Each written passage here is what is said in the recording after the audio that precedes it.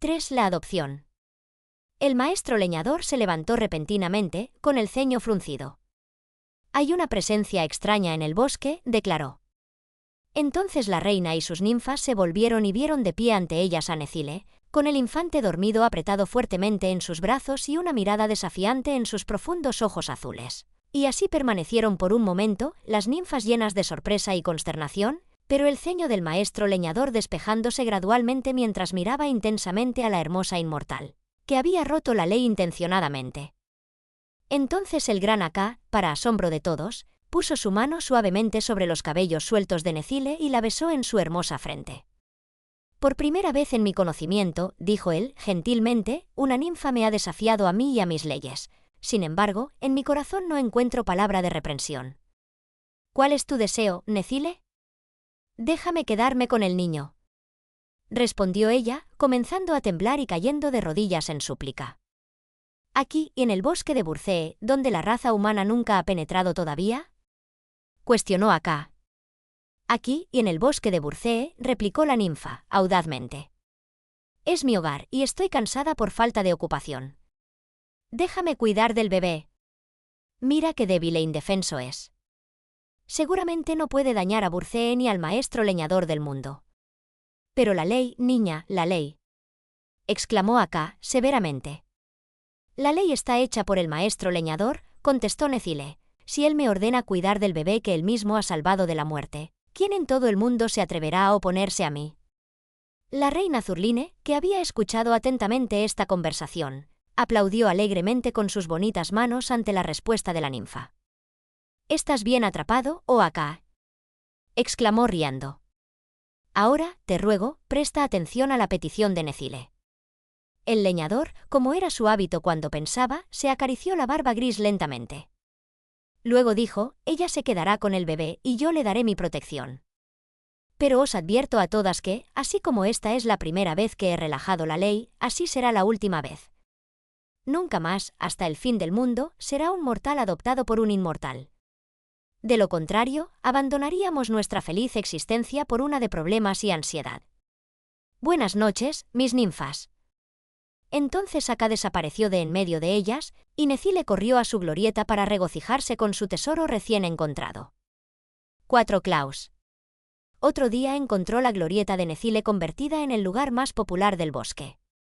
Las ninfas se agruparon alrededor de ella y del niño que dormía en su regazo, con expresiones de curiosidad y deleite. Tampoco escatimaron elogios para la bondad del gran Aká al permitir que Necile se quedara con el bebé y lo cuidara. Incluso la reina vino a mirar el inocente rostro infantil y a sostener un puño indefenso y regordete en su propia mano blanca. «¿Cómo lo llamaremos, Necile?», preguntó, sonriendo. «Debe tener un nombre, ya sabes». «Que se llame Klaus», respondió Necile, «porque eso significa un pequeño». «Mejor que se llame Neclaus asterisco», replicó la reina, «porque eso significará el pequeño de Necile». Las ninfas aplaudieron con deleite, y Neclaus se convirtió en el nombre del infante, aunque a Necile le gustaba más llamarlo Klaus, y en días posteriores muchas de sus hermanas siguieron su ejemplo. Necile recogió el musgo más suave de todo el bosque para que Klaus se acostara sobre él, e hizo su cama en su propia glorieta. De comida, al infante no le faltó nada. Las ninfas buscaron en el bosque las flores subre, que crecen en el árbol goa y que al abrirse se encuentran llenas de leche dulce. Y las ciervas de ojos suaves dieron voluntariamente una parte de su leche para mantener al pequeño extraño, mientras Siegra, la leona, a menudo se arrastraba sigilosamente hasta la glorieta de Necile y ronroneaba suavemente mientras se tumbaba junto al bebé y lo alimentaba. Así que el pequeño prosperó y creció grande y robusto día a día, mientras Necile le enseñaba a hablar, a caminar y a jugar. Sus pensamientos y palabras eran dulces y gentiles, pues las ninfas no conocían el mal y sus corazones eran puros y amorosos. Se convirtió en la mascota del bosque, pues el decreto de Aká había prohibido a bestia o reptil alguno molestarlo, y caminaba sin miedo a donde su voluntad lo guiaba. Pronto llegó a los otros inmortales la noticia de que las ninfas de Burcee habían adoptado a un infante humano, y que el acto había sido sancionado por el gran Aká. Por lo tanto, muchos de ellos vinieron a visitar al pequeño extraño, mirándolo con mucho interés. Primero los RYLS, que son primos hermanos de las ninfas del bosque, aunque formados de manera tan diferente. Pues los RYLS tienen la obligación de velar por las flores y plantas, así como las ninfas velan por los árboles del bosque. Buscan por el ancho mundo el alimento requerido por las raíces de las plantas con flores, mientras que los colores brillantes que poseen las flores abiertas se deben a los tintes colocados en el suelo por los RYLS, los cuales son absorbidos a través de las pequeñas venas en las raíces y el cuerpo de las plantas a medida que alcanzan la madurez. Los RYLS son un pueblo ocupado, pues sus flores florecen y se marchitan continuamente, pero son alegres y despreocupados y muy populares entre los otros inmortales. Después llegaron los Nooks, cuyo deber es velar por las bestias del mundo, tanto las mansas como las salvajes. Los Nooks lo pasan mal, ya que muchas de las bestias son ingobernables y se rebelan contra la restricción. Pero saben cómo manejarlas, después de todo, y encontraréis que ciertas leyes de los Nooks son obedecidas incluso por los animales más feroces. Sus ansiedades hacen que los Nooks parezcan viejos, desgastados y encorvados, y sus naturalezas son un poco toscas por asociarse continuamente con criaturas salvajes. Sin embargo, son muy útiles para la humanidad y para el mundo en general, ya que sus leyes son las únicas leyes que las bestias del bosque reconocen, excepto las del maestro leñador.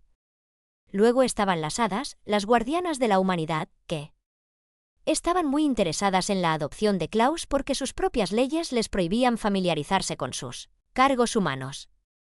Hay casos registrados donde las hadas se han mostrado a seres humanos e incluso han conversado con ellos, pero se supone que deben proteger las vidas de la humanidad sin ser vistas ni conocidas, y si favorecen a unas personas más que a otras es porque éstas han ganado tal distinción justamente, ya que las hadas son muy justas e imparciales.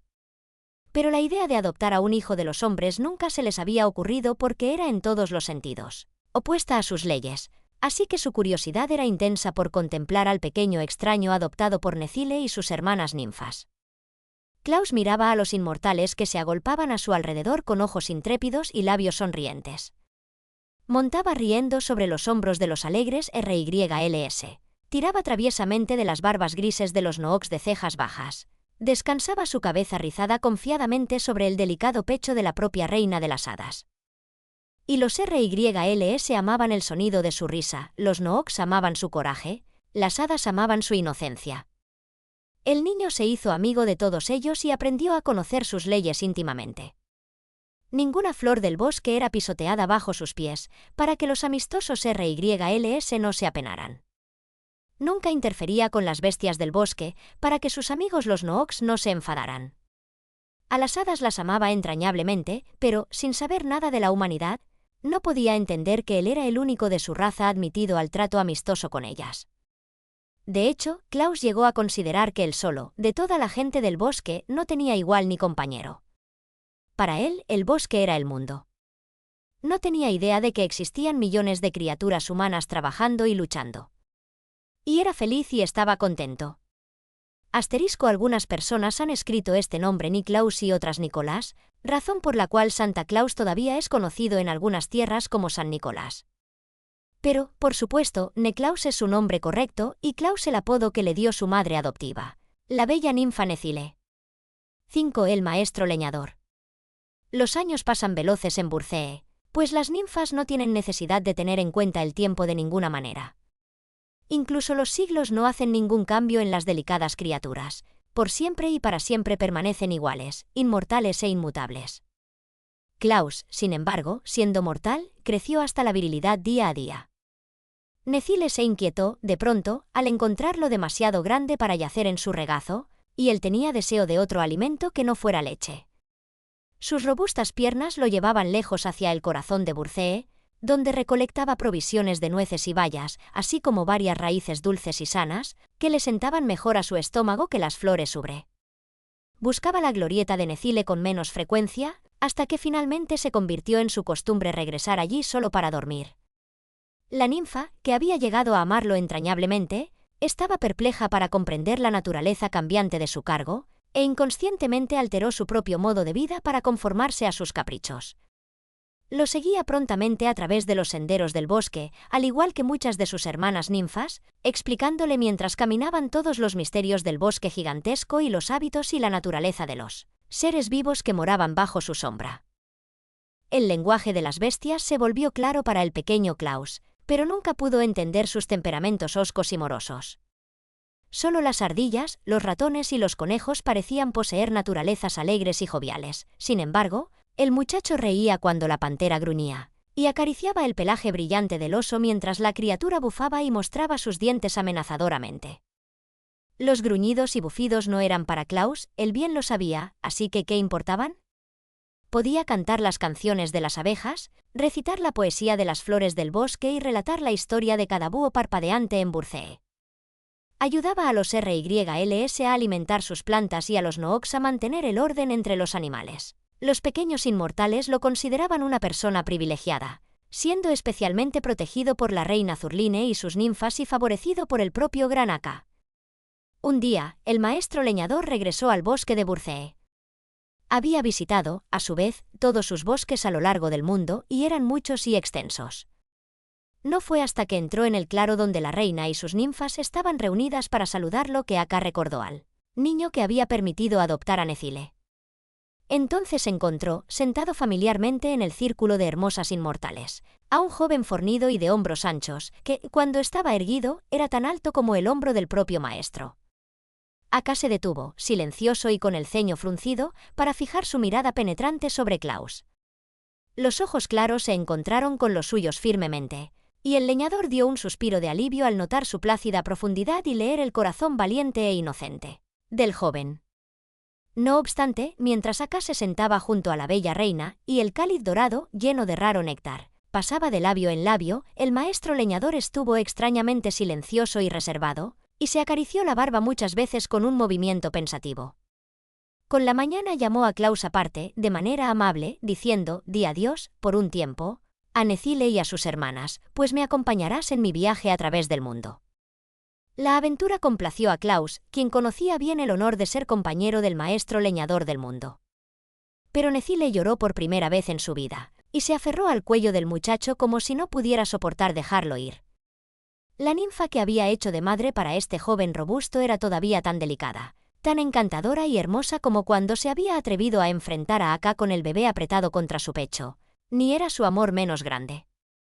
Aka contempló a los dos aferrados el uno al otro, aparentemente como hermano y hermana entre sí, y de nuevo lució su mirada pensativa.